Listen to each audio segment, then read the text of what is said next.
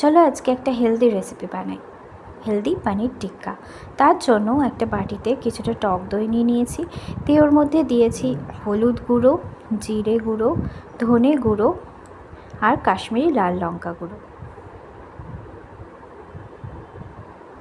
দিয়ে ভালো করে ওটাকে মিক্স করে তারপর আবার ওর মধ্যে কিছুটা দিয়েছি গরম মশলা গুঁড়ো আর স্বাদ মতো নুন দিয়ে আবার ভালো করে মিক্স করে এবার ওর মধ্যে একটা পেস্ট দিয়েছি, যেটা টমেটো, আদা, রসুন আর পেঁয়াজ দিয়ে বানানো।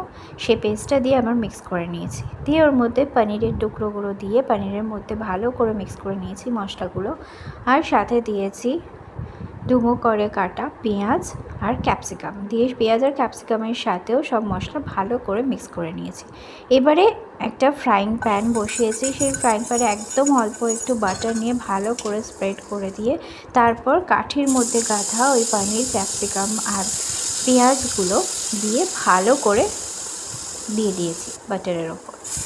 এবারে দুদিকটা একটু ভালো করে একটু কুক হবে, ওপর দিয়ে একটু ওই ম্যারিনেটেড করা মশলাটাই আবার দিয়ে দিয়েছি। এবার দুদিকটা ভালো করে একটু কুক হবে, একটুখানি লাল লাল হবে, তাহলেই আমাদের রেডি হেলদি পনির টিক্কা।